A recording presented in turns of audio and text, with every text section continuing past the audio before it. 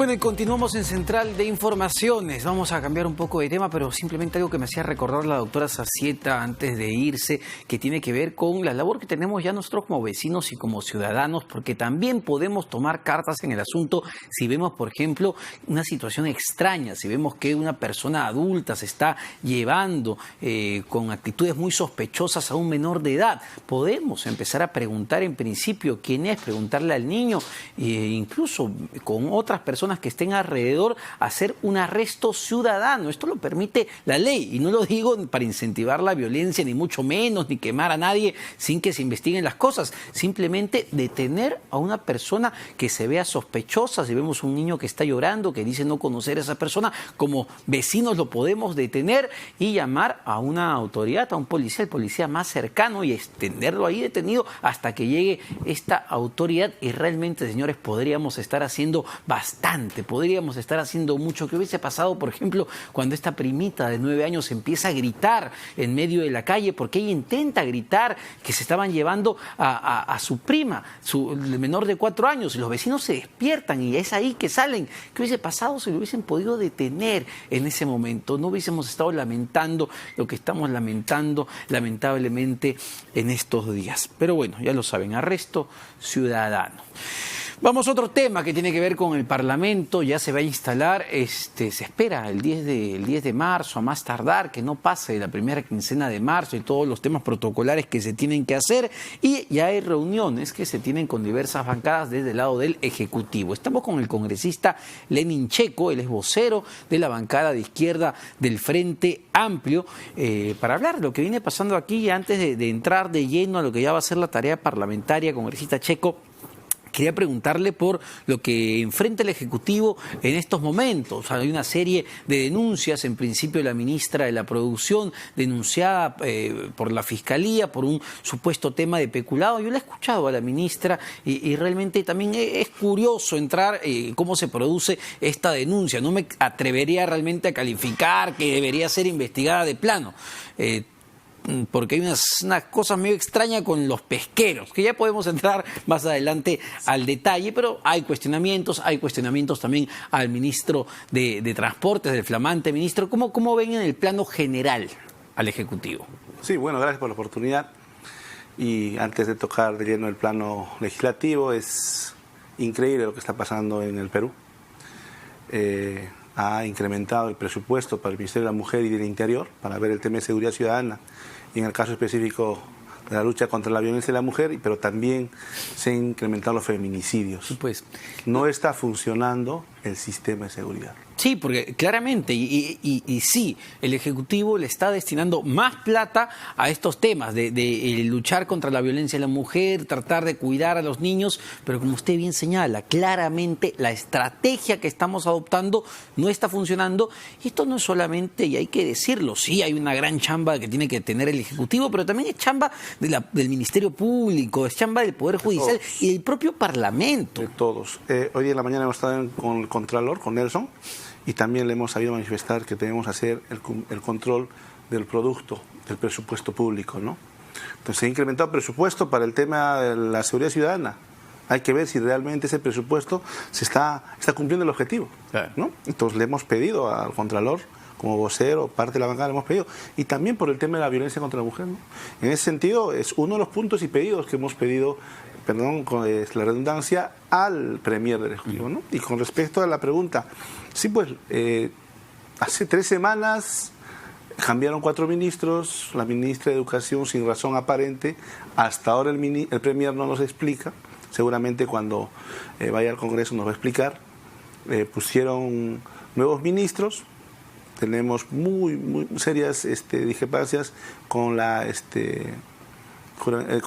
ministra de Energía y Minas, por los antecedentes que tiene cuando fue viceministra y las concesiones que escondió. Creemos que no puede ser parte de este Ejecutivo. Y para estos días de la semana, el día de ayer, el ministro de Transportes está en un conflicto eminentemente de Fiscalía, y la ministra de la Producción ya han formalizado una denuncia contra ella, ¿no? Lamentablemente estamos cayendo de tumbo en tumbo, y esto perjudica la estabilidad del Ejecutivo. Y no es que nosotros queremos ser obstruccionistas, y es que lamentablemente pedimos al Premier dos temas puntuales. O no hay buenos filtros, o no hay equipo. Una de dos. Y antes que vaya ante el voto de confianza, esperemos que arme un buen equipo de ministros. ¿Ustedes le han dicho eso en la reunión que han tenido con Vicente Ceballos? ¿Le han dicho que esperan me imagino, eso significa refrescar de alguna manera el gabinete para una mejor relación con este Congreso que se instala? Le hemos dicho con todas las palabras y de forma clara que pedimos, por el bien de la población, se ha disuelto un Congreso por temas de corrupción. Como gesto, el Ejecutivo no debe tener ningún problema de corrupción. Y es la única forma en la cual la gente va a volver a tener confianza en la política. Lamentablemente los políticos tradicionales no están cumpliendo con las expectativas de la población, ¿no? Y tantos otros temas más que están en la agenda nacional, ¿no? Perfecto. Congresista Checo, y bueno, tiene que ver con todo lo que está pasando en la vida política, pero entiendo que ustedes tienen que estar concentrados ya en el corto tiempo que van a estar congresistas en acciones muy concretas de parte del Parlamento. Una, decíamos, es la relación con el Ejecutivo. Ustedes esperan un recambio para... Obligatoriamente. Entonces, ¿no han decidido todavía darle el voto de confianza al gabinete Todavía no Ceballos? hemos decidido. Estamos esperando los gestos políticos de parte del Ejecutivo. Y no solamente el tema de los ministros, también están algunos decretos de urgencia que son antilaborales, anticonstitucionales, comprobados, algunos decretos de urgencia antiambientalistas, y muchos de ellos afectan incluso la propiedad comunal, como el decreto que plantea ya no la expropiación, porque supuestamente fue una fe de ratas que por un error de tipeo que están queriendo adquirir un terreno los terrenos en el corredor minero de Las Bambas, ¿no? Ajá. Y ese tema está latente, ¿eh? Ojo, yo provengo de Apurímac y ese tema está latente. El día de ayer, después de 4 años y medio, han declarado inocentes a más de 19 dirigentes. Imagínense cómo estos dirigentes campesinos han estado viviendo 4 años y medio a salto de mata. Ya, pero y entrando ya a los temas del Parlamento en sí, y hay puntos claros que como Frente Amplio, que como izquierda, sabemos que ustedes quisieran impulsar el cambio de la Constitución, el punto económico, yo lo entiendo, y quizá no esté de acuerdo con ustedes, pero en lo concreto y lo real parece que no cuentan con los votos necesarios para impulsar este tipo de cosas. Más bien, concentrarnos en qué sí pueden coincidir con otras bancadas para impulsar, para sacar adelante en estos meses. Reforma política, reforma de justicia, me parece que sí hay coincidencias. Sí, hay coincidencias. El tema de la Constitución es una prioridad. Es una prioridad que seguramente en el devenir de los meses vamos a plantearlo como lo hicimos en el anterior Congreso. Estamos viendo cada día que este tema de la inseguridad ciudadana, la violencia contra la mujer, el tema de salud, cómo los niños de Cerro de Pasco están encadenándose en la puerta del ministerio, no es un tema común, no es un tema aislado, es un tema del sistema. ¿No? Nos están matando, nos están quitando derechos, ¿no? Ya no podemos negociar colectivamente si somos trabajadores de empresa. Estos temas son parte justamente de esta Constitución que queremos cambiarla, pero tú tienes razón, nos queda corto tiempo. Y en este corto tiempo, aparte de plantear la nueva Constitución, también tenemos temas en agenda, como son los temas con respecto a la derogatoria de estos decretos de urgencia y también la reforma electoral y política, que también es importante para institucionalizar el Estado de Derecho en el país. Es importante el tema de la paridad y la alternancia. Nosotros le estamos planteando y la estamos ejecutando. Es importante que el presupuesto para las campañas no sea un presupuesto privado, que sea público.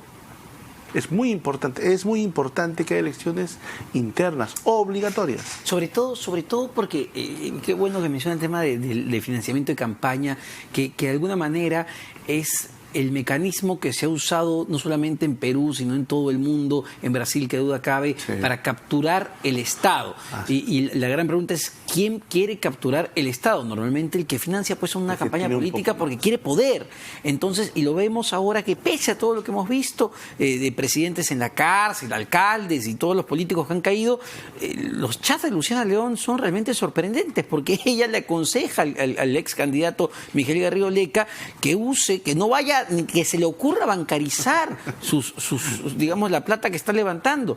Entonces uno dice, bueno, después de todo esto, muchos políticos no han aprendido nada. Y reveladores, que como la cosa privada hace que aún continúe, a pesar de que, como dices tú, Omar, más de 4 presidentes de la República han estado en prisión o están en prisión, aún continuamos con la venda en los ojos o nos ponen otra agenda cuando nos damos cuenta que el principal motor de la corrupción es ese tema, ¿no? Primero llegar al poder, ¿no? ¿Y cómo lo hacen? Ahí está, pues, ¿no? Mochilas, loncheras, ¿no? Cuentas offshore. Eso es lo que realmente está pasando en el país. Y lo que realmente nosotros queremos es que sí, la política y los partidos políticos tenemos que institucionalizarnos, pero en igualdad de condiciones, pues, ¿no? Competir no en un tema de quién pone más gigantografías o quién pinta más, sino competir en quién propone y también quién realmente después de la propuesta ejecuta lo que plantea. Nosotros, al margen de las discrepancias ideológicas, el Frente Amplio planteó una propuesta en la anterior legislatura y la estamos cumpliendo. Dijimos la vacancia PPK y al final nos dieron la razón. Planteamos el tema de la disolución del Congreso, caiga quien caiga, incluidos nuestros congresistas, y ninguno fue a la reelección. Dijimos que hay que reformular el tema de la inmunidad, porque el anterior Congreso blindaba a muchos de ellos. ¿Ustedes están a favor de eliminarla de plano? Modificarla. Modificarla. Porque es importante también que este derecho de inmunidad que te da como legislador te permite fiscalizar sin ningún temor, porque si no después claro, las grandes mafias van a agarrar 40, 50 abogados y te van a denunciar y te vas a pasar todo el tiempo del Congreso defendiéndote cuando no tienes ¿Y quién sería el ente encargado de, por ejemplo, levantar la inmunidad? Y te comento cómo, ¿no? La tenemos clara. Primero, si tú llegas con antecedentes, como los hay, y conocemos 3, 4, pero yo sé que hay más. ¿Ya? Si tú llegas con antecedentes anteriores a que has sido elegido, tienes que acogerte. No puedes blindarte con la inmunidad. Y si pide el órgano jurisdiccional el levantamiento de tu inmunidad, la comisión debe tener un plazo perentorio, cortísimo, 10 días planteamos. Y en estos 10 días, si no responde, silencio positivo. Eso es lo que planteamos para que haya reforma en este reglamento. Porque la propuesta del presidente Vizcarra, entiendo, era que sea la Corte Suprema, si no me equivoco, la que encargada de levantar la inmunidad. Tendríamos que llegar a un tema constitucional y serían 2 votaciones y esto sería, pues, lamentablemente, más de lo mismo. Ya. Por ejemplo, otro tema que es de debate en este momento, sobre todo porque afecta a los partidos políticos en sí. Entiendo que, por ejemplo, en Acción Popular se ha vuelto todo un debate las elecciones abiertas. Y es bueno recordar porque Frente Amplio en la campaña pasada tuvo elecciones primarias abiertas. Entonces, a ustedes, bajo esa experiencia, no sé si usted ya estaba presente en el partido, pero ¿cómo le fue? ¿Cuál fue la experiencia que tuvieron? Y si realmente creen que sería algo recomendable implementar en general. Ya, correctísimo. Esa experiencia nos sirvió para demostrar que debemos fortalecer los partidos y planteamos unas abiertas de militancia, no las abiertas. ¿Por qué? ¿Cómo es? A ver la diferencia. Nos aparatean. Yo tengo más plata que tú, es abierta, yo agarro 4 buses, 5 buses y te gané. Por más que tú tengas mejores ideas y propuestas que yo. Esa experiencia, que en muchos casos pasó el 2016, yo era militante ya, no podemos volver a que se repita. Sino pues el que tiene más capacidad de desarrollar y ejecutar esta logística va a ganar, ¿no? Va a ganar y nos va a ganar y vamos a tener... Ustedes temen que se generen distorsiones. Es lo más probable, ¿no? Entonces tiene que ser... Ahora, ¿cuál es el objetivo de un partido político? Duverger, ¿no? Yo soy docente universitario. Formar militancia. Y el militante tiene que ascender a ser dirigente y también formarse ideológicamente, programáticamente. Y cuando tú tienes esa capacidad ya de haber madurado y que tu militancia y la población te hayan reconocido, tienes la capacidad de poder representarlos. Yo tengo 5 años de militancia en el Frente Amplio. A la primera no podía ser candidato, ¿no? Por más que quisiera. Tengo que formarme, tengo que legitimarme. Porque nosotros pensamos, y la población piensa, que el político tiene que ir a servir, no a servirse. Y esa es la función que tenemos. Ya, entonces, por lo que usted me dice, y quiero saber si esta es una posición del congresista Che, allá es la de la bancada. ¿No están entonces a favor de las primarias abiertas? Primarias abiertas de militancia, no abiertas. A ver, porque las que ustedes hicieron fueron abiertas. Abiertas del 2016. Ya, ¿y cómo son las abiertas de militancia? Los afiliados. Entonces, internas. Claro, pero son abiertas. Porque actualmente, en atención a sus estatutos, designa, ¿no?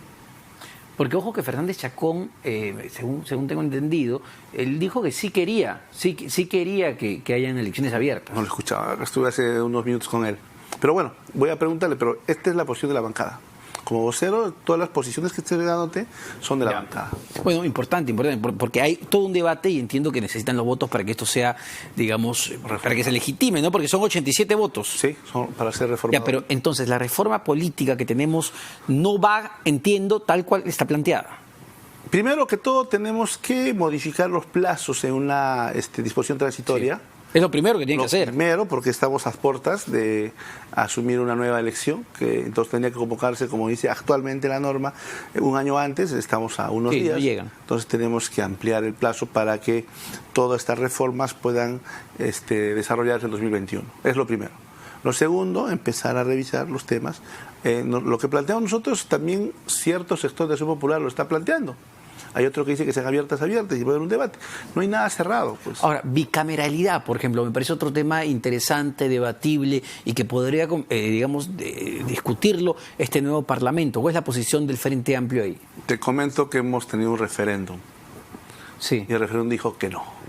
Sí, pero también hay que ponerlo en contexto, ¿no? Ahora. Porque el presidente en ese momento hizo un llamado a la población a votar no por la bicameralidad, porque hay que recordar que el Congreso pasado le sacó la vuelta pues al proyecto y le querían quitar poder en ese punto al presidente de la República, lo contrabandearon. Entonces, pero yo no sé si realmente la gente esté en contra a priori de la bicameralidad. A ver, primero que tendríamos que ampliar la cantidad de representantes. Y si no fuera así, reducirla de congresistas para que una cantidad sea senadores y la otra diputados. Segundo, tendríamos que plantear dos distritos electorales diferentes, un único y un múltiple. Tercero, tendríamos que ver las prerrogativas que tiene cada uno de nosotros. Uno serían los diputados, claro, senadores, ¿no? Priorizando el tema de circunscripción, y el otro de senadores, ¿no? ¿Cuáles son las prerrogativas que tiene cada uno de ellos? Esa visión hace que todavía pensemos que todavía no hemos madurado. No está cerrado el tema, pero en el debate planteamos que aún no es momento, ¿no? Porque no cree realmente que en este momento, tal cual está la población, digamos, el Congreso está subrepresentado, es decir, 130 congresistas para la cantidad del millón, los 30 millones de peruanos que somos, me parece insuficiente si lo comparamos con otros parlamentos. Correcto, tienes toda la razón, pero eso no pasa por una bicameralidad, ¿no? Eso pasa por una reforma conjunta. Ya. ¿Cuántos en el último censo del INEI nos declaramos mestizos? ¿Cuántos nativos? ¿Cuál es su representación de ellos? También, ¿no? Entonces, hay que formar parte también de eso. O sea, queremos un Congreso que nos represente a todos. Ese es el Congreso que queremos hacerlo. Es el Congreso no que por cortes y intereses podamos tener un grupo de notables, que es lo que se quiere hacer, ¿no? 60 notables, que ellos sí pueden ver presupuesto y no los diputados. 60 notables que pueden ver el tema de, por ejemplo, de interpelaciones y no los diputados. Entonces, ¿cuál sería la diferencia, no? Ahora, sí me parece también importante lo otro, porque tienen en la cola varios casos que evaluar para levantar inmunidad. Por ejemplo, el caso más reciente es el de Luciana León, con el tema de los chats. Por ahí leí que Daniel Urresti va a proponer, ni bien llegue, a analizar ese tema de inmediato y levantar la inmunidad a razón de todo lo que se ha encontrado. Sí, pues, lamentable. Y todavía formaba parte de la comisión permanente, en anteriores ocasiones formaba parte de las comisiones de levantamiento de inmunidad, y vemos, ¿no?, cómo realmente pasa. Es que justamente el tema de la inmunidad pasa por la responsabilidad también de los partidos. ¿Quién lleva a los candidatos? Que actualmente tienen procesos, ¿no? ¿Y cuál es el primer filtro? ¿Cuál es la responsabilidad del partido para que realmente esta persona, que no debe tener antecedentes porque sabemos que ya está a punto de ser sentenciada, no entre al Congreso? Y nosotros estamos planteando, todavía no lo tenemos, pero tenemos como idea planteando el tema de la curul vacía. Ya. La sanción al partido que lleva a la persona que va a ser sentenciada. Y no esperar la última instancia, esperar la primera instancia ya. Porque hay delitos que realmente son pues totalmente comprobados, ¿no? ¿Pero usted cree que es un caso el de Luciana León el que se tendría que ver de manera inmediata? Uno de tantos. ¿Quién más? Uno de tantos. Estamos en esa evaluación, pero lo de Luciana ya está comprobado para que se levante, pero los demás sí. Hay algunos. Rocío Silva Santesteban hablaba, por ejemplo, que de su partido hablaba del caso del fiscal supremo, Tomás Gálvez, que también enfrenta una investigación bastante seria. Hay muchos. Estamos, como te digo, la voz que te estoy llevando es una voz de bancada, y no puedo adelantar opinión para que también sea un tema oficial, ¿no? Finalmente, congresista Checo, la situación en Apurímac, usted es un congresista elegido por Apurímac, sabemos que hubo todo un problema, no sé cuál es la situación en este momento de las poblaciones, por ejemplo, aledañas a los proyectos mineros, el proyecto minero Las Bambas, que generó tantos conflictos en meses pasados. Sigue latente. Hay un decreto supremo, si más no me equivoco, desde el 2015, que fue la protesta más grande, por la cual recién ayer absolvieron a los dirigentes, que no ha sido resuelta. Uno, ya se presentaron los documentos, los dirigentes vinieron hasta Lima la semana pasada y presentaron documentos a la PCM. Mi persona se ha acercado juntamente a la congresista Mirta Vázquez, que es de mi bancada, para pedirle a la señora Paula Bustamante los avances. Sigo esperando, ¿no? Tercero, el conflicto en ciernes de hace unos meses, donde Gregorio y demás dirigentes continúa con acusación fiscal. Todavía no se ha visto nada de eso. Cuarto, no solamente es el tema conflicto social minero-ambiental, también se viene un conflicto de salud pública. Hay una ley que ha sido aprobada en el anterior Congreso de priorizar 3 hospitales, uno de ellos en Las Bambas, y hasta la fecha solamente está en papel. Hay un hospital en Andahuaylas, que es Apurímac, mi tierra, Andahuaylas, que no se termina de construir hace 8 años, más de 120 millones, y nadie dice nada. Estuve con el Contralor, tiene que ir una comisión a fiscalizar, fui donde la ministra y estoy esperando que la ministra me dé respuesta. Un escándalo realmente. Y lo peor de todo es que para muchos ministros, ayer estuve con ellos, todo está bonito, todo está bien. Muchas gracias, congresista. Interesante lo que nos comenta, sobre todo el tema del hospital, ¿no? Porque dado todo el temor que hay en este momento con el coronavirus, cómo estamos preparados, discutimos todo el tiempo sobre los posibles efectos una vez que llegue al Perú. Es increíble que hace 8 años no se empiece incluso a construir un hospital en Andahuaylas. El congresista Lenin Checo y vocero del Frente Amplio, la bancada de izquierda. Vamos a una pausa, no se vayan, venimos con mucho más.